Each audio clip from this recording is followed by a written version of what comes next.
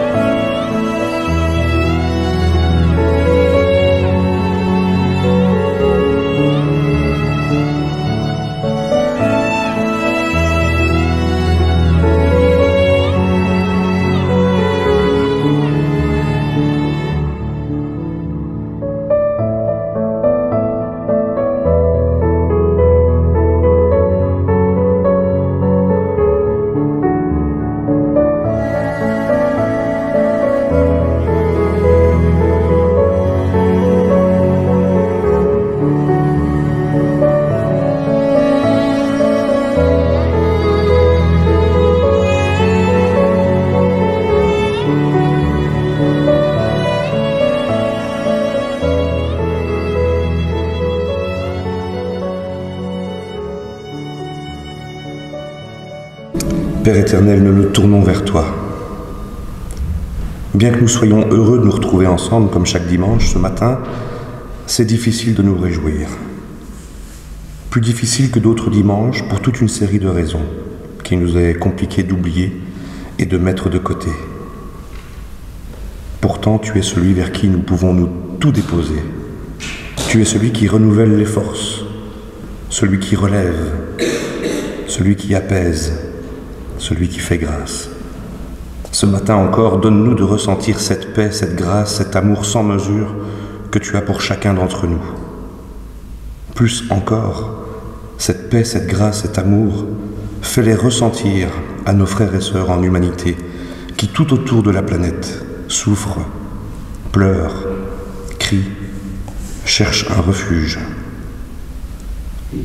Nous tous qui sommes ici, nous nous souvenons que nous sommes tous frères, tous conviés au même festin, pauvres ou riches, jeunes ou vieux, malades ou bien portants, tristes ou joyeux.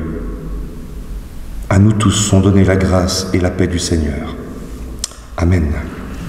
Alors, je vous invite à un premier cantique et je compte vraiment sur vous pour chanter.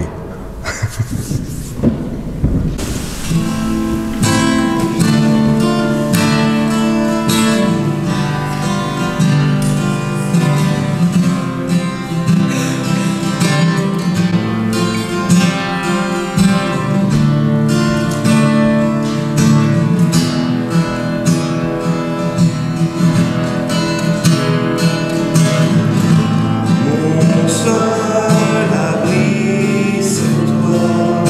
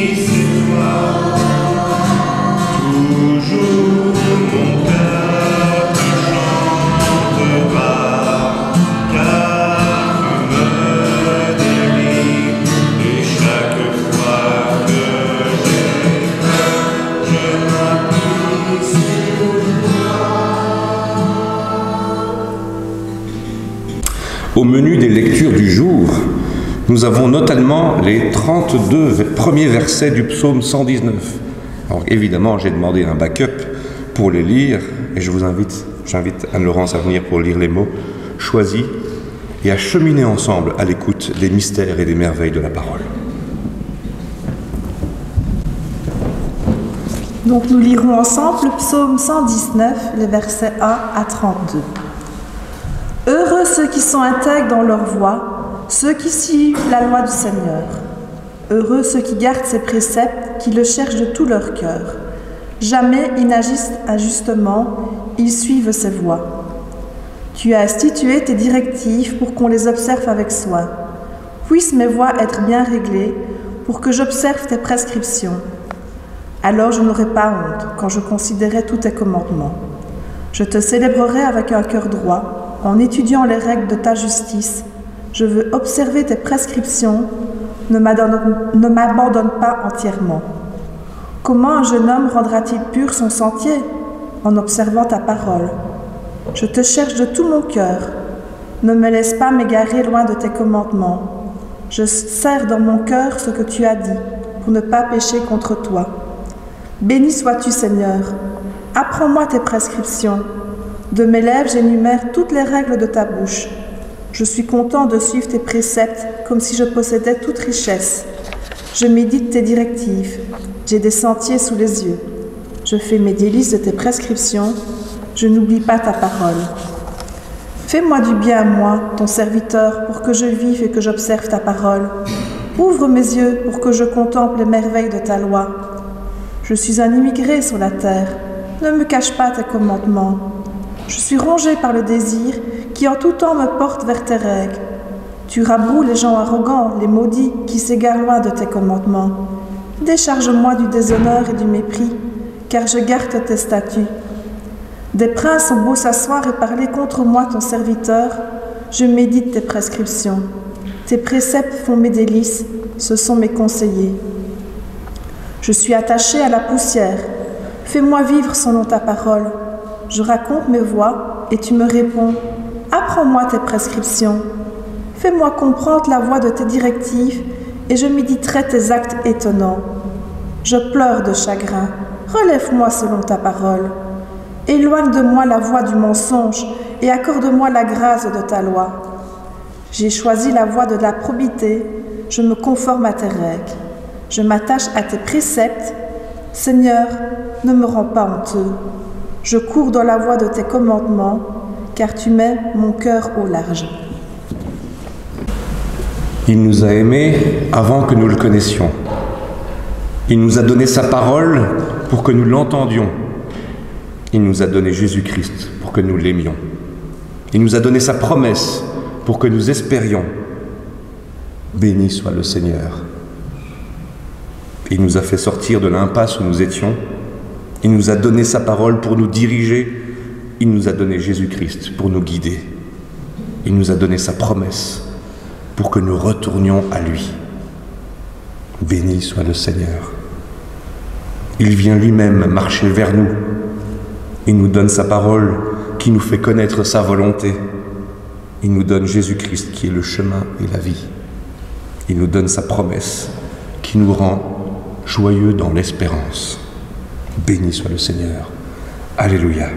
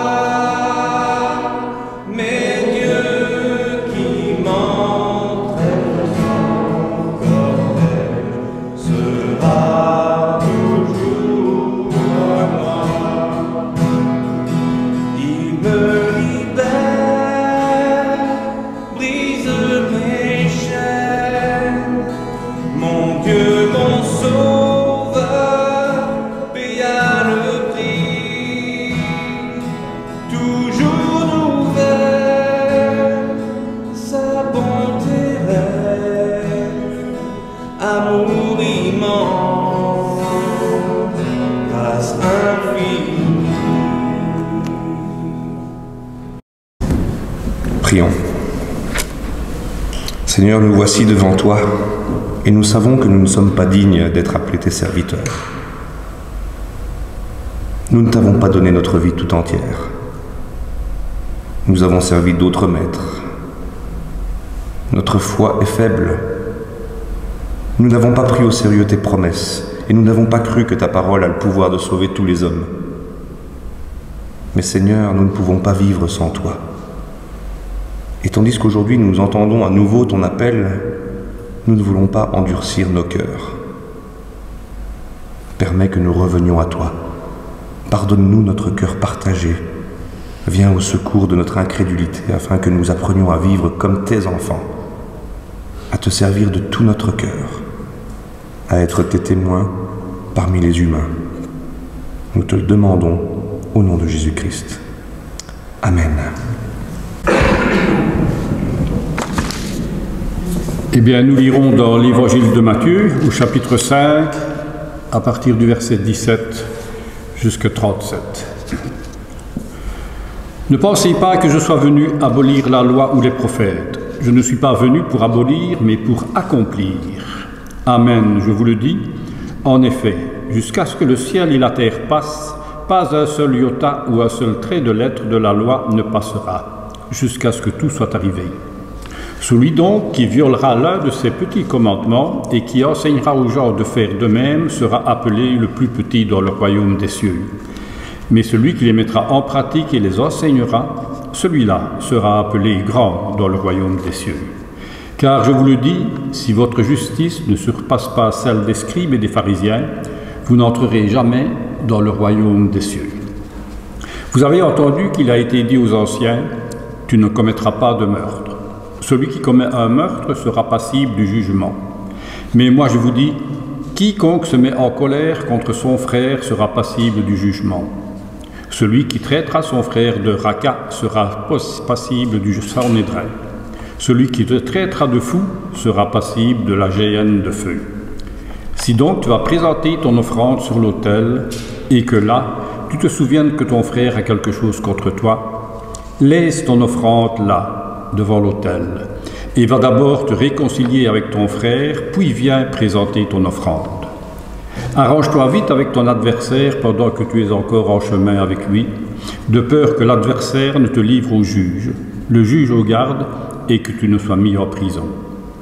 Amen, je te le dis, tu ne sortiras pas de là avant d'avoir payé jusqu'au dernier cadran. Vous avez entendu qu'il a été dit, tu ne commettras pas d'adultère. Mais moi je vous dis, quiconque regarde une femme de façon à la désirer a déjà commis l'adultère avec elle dans son cœur. Si ton œil droit doit causer ta chute, arrache-le et jette-le loin de toi. Car il est avantageux pour toi de perdre seulement une partie de ton corps et que celui-ci ne soit pas jeté tout entier dans la géhenne. Si ta main droite doit causer ta chute, coupe-la et jette-la loin de toi. Car il est avantageux pour toi de perdre seulement une partie de ton corps et que celui-ci n'aille pas tout entier dans la géhenne. Il a été dit que celui qui répudie sa femme lui donne une attestation de rupture. Mais moi je vous dis, quiconque répudie sa femme, sauf en cas d'inconduite sexuelle, la rend adultère et celui qui épouse une femme répudiée commet l'adultère. Vous avez encore entendu qu'il a été dit aux anciens, « Tu ne te parjureras pas, mais tu t'acquitteras envers le Seigneur de tes serments. » Mais moi je vous dis de ne pas jurer du tout, ni par le ciel, parce que c'est le trône de Dieu, ni par la terre, parce que c'est son marchepied, ni par Jérusalem, parce que c'est la ville du grand roi. Ne jure pas non plus par la tête, car tu ne peux en rendre un seul cheveu blanc ou noir. Que votre parole soit oui, oui, non, non. Ce qu'on y ajoute vient du mauvais. Seigneur, tu nous as promis ton esprit de vérité, pour nous conduire dans toute la vérité, et pour nous donner la joie et la paix intérieure. Ouvre nos oreilles et dispose nos cœurs, afin que nous recevions maintenant ta parole, qu'elle nous donne l'enthousiasme de vivre, qu'elle remplisse nos cœurs d'amour pour ces frères et sœurs qui nous entourent. Au nom de Jésus-Christ. Amen. Alors aujourd'hui, Liliane est en congé, il n'y a pas de programme pour les enfants, mais s'il y a des enfants qui veulent faire quelque chose pendant la prédication, j'ai prévu quelques dessins à colorier, des crayons, donc les enfants, venez peut-être vous servir déjà maintenant. Vous pouvez prendre les deux dessins. Ne vous bousculez pas, hein, sinon il faut que je vous les amène. Vous voulez colorier, pas colorier C'est des dessins pour adultes, hein, attention, ce ne sont pas des dessins pour enfants. Enfin, si le cœur vous en dit, pendant que je parle, vous pouvez venir vous servir, les adultes aussi, si vraiment vous avez envie de faire autre chose. Le texte de la prédication d'aujourd'hui se base sur une prédication que j'ai entendue du pasteur François Claveroli, lors d'une visite à l'Oratoire du Louvre en 2014. Et je trouvais que ce texte était vraiment d'actualité. Dans le texte de ce matin, il y a surtout un verset sur lequel je voudrais vraiment construire la réflexion. C'est cette phrase dans la bouche de Jésus qui dit au verset 20 « Si votre justice ne surpasse pas celle des pharisiens et des scribes, vous n'entrerez jamais dans le royaume des cieux. » Vous n'entrerez pas dans le royaume si votre justice ne dépasse pas celle des scribes et des pharisiens. Est-ce que parmi nous, il y a des gens qui connaissent des scribes, des pharisiens? Est-ce que vous connaissez leur justice? Peut-être que vous connaissez quelques juifs pratiquants autour de vous, de ceux qui ponctuent humblement les jours de leur vie d'observance et de pratique en signe de fidélité. Cette parole de Jésus, ce rabbin conservateur, ce maître qui renvoie sans cesse son auditoire à une observance renforcée, à une fidélité encore plus attentive aux préceptes de Moïse. Dans son discours, dans son sermon sur la montagne, il rappelle inlassablement l'importance du faire, l'importance de l'agir, l'importance de l'engagement, de l'accomplissement précisément.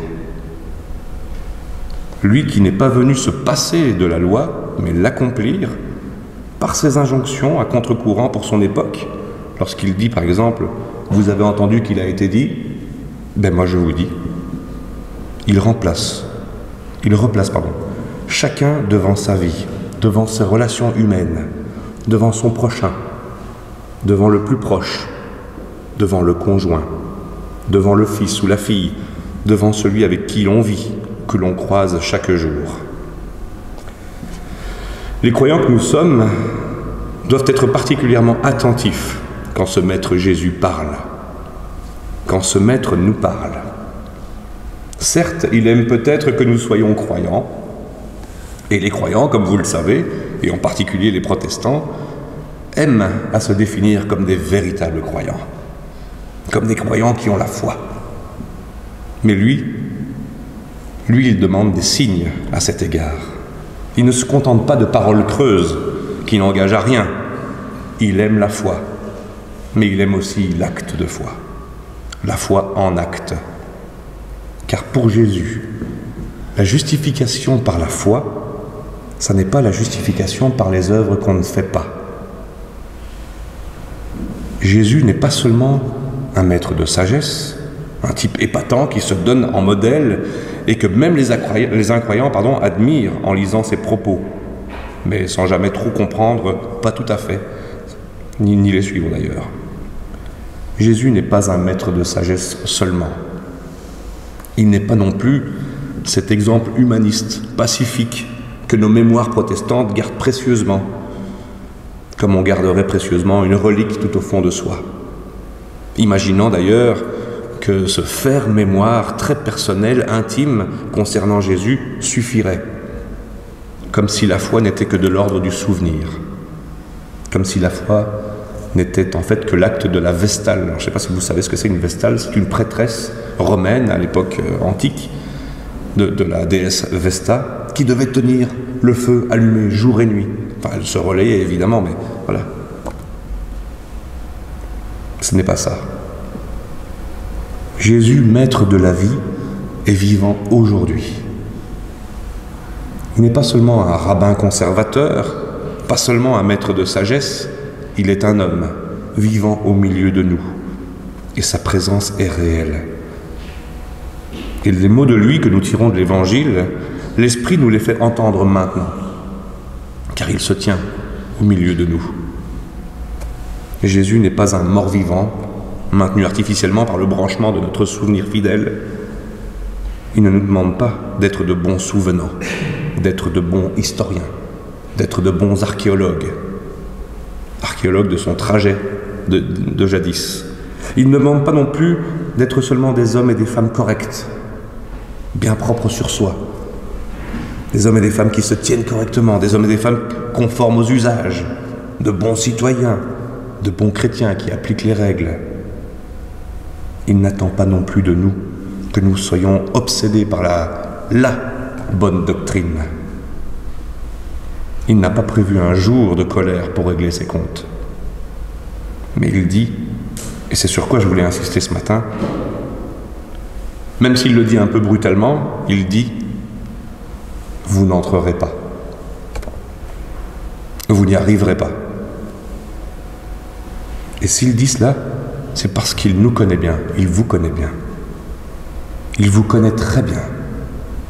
Il vous suit depuis longtemps, depuis votre naissance, et peut-être même avant votre naissance.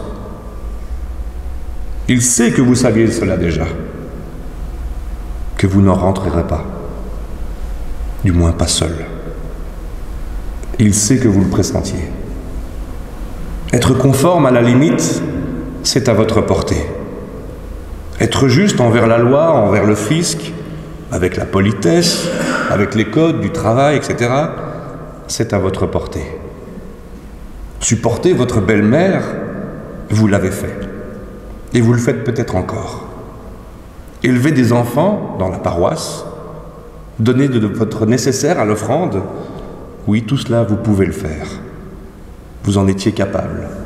Et vous en êtes capable. Mais vous ressentiez en vous-même, peut-être depuis longtemps, en vous-même que cela ne suffisait pas. Vous n'entrerez pas.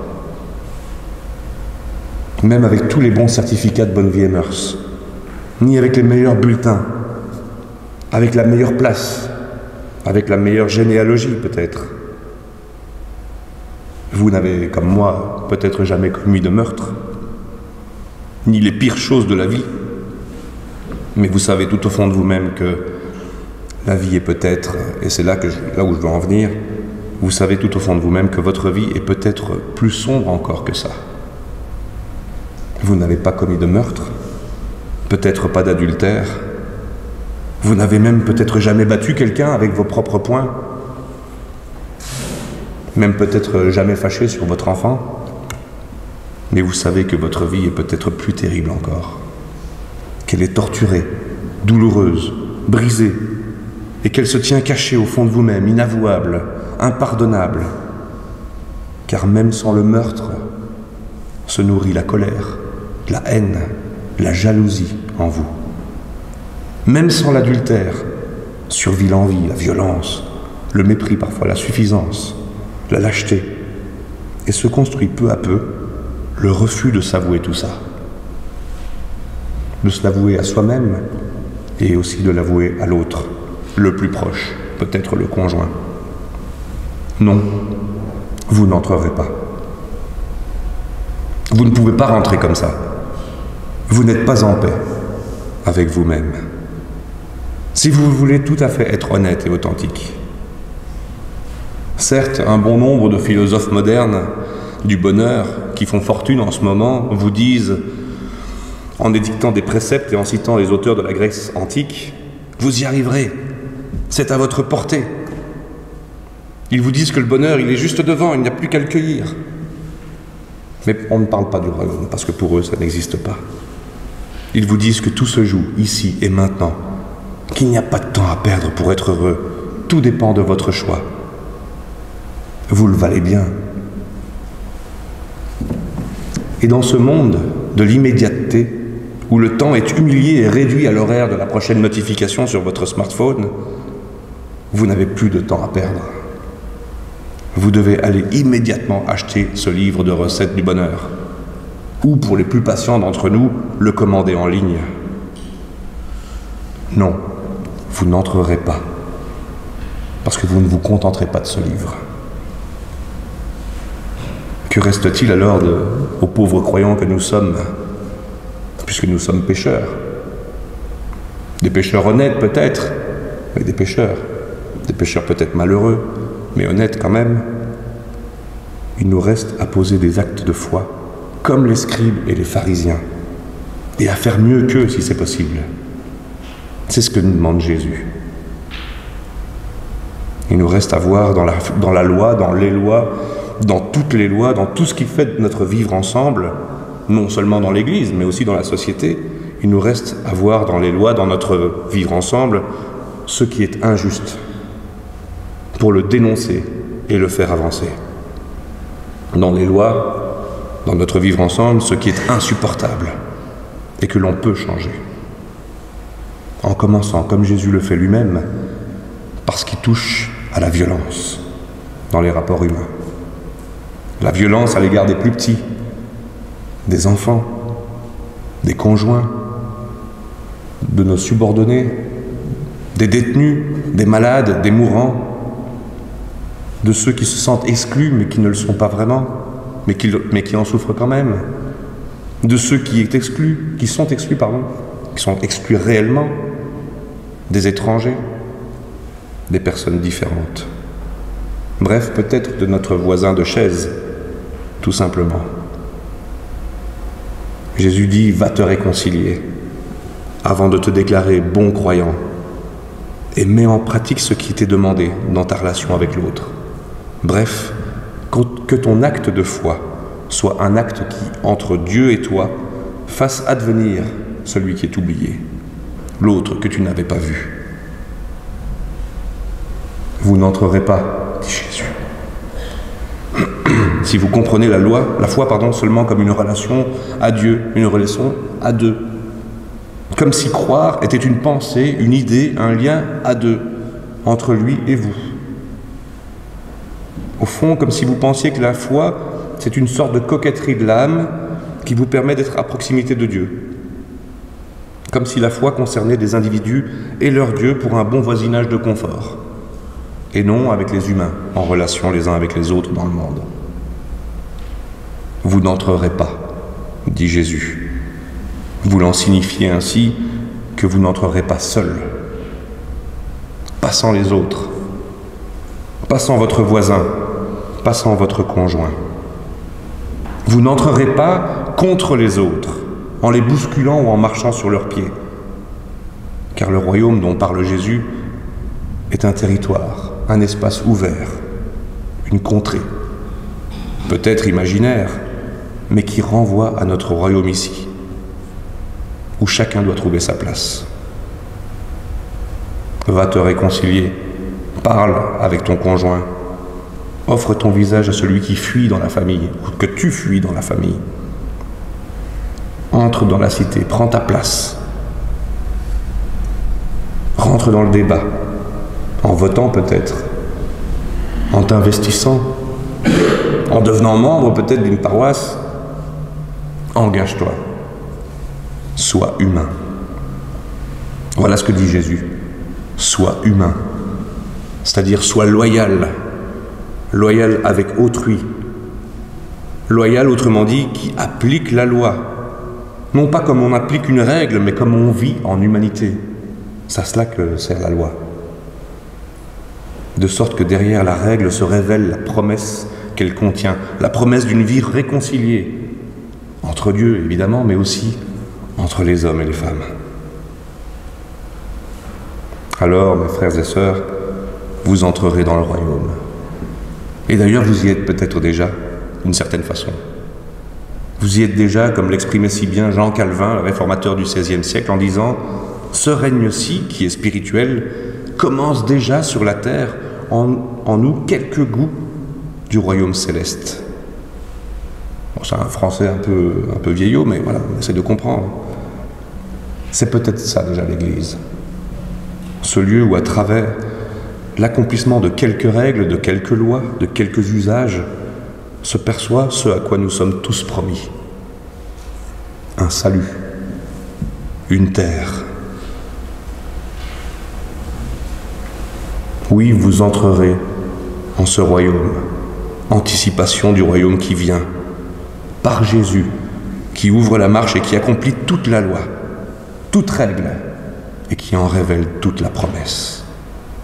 Amen.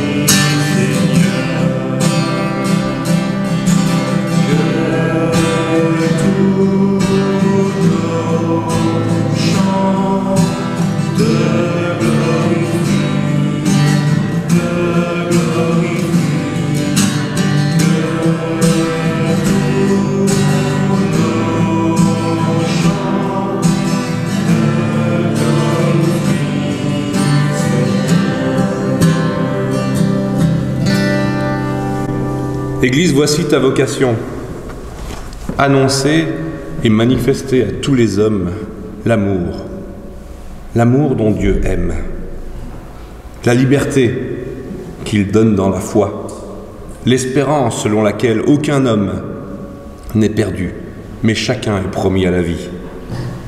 Soyons en paix avec nos frères et sœurs, les plus lointains comme les plus proches. Soyons en paix avec Dieu.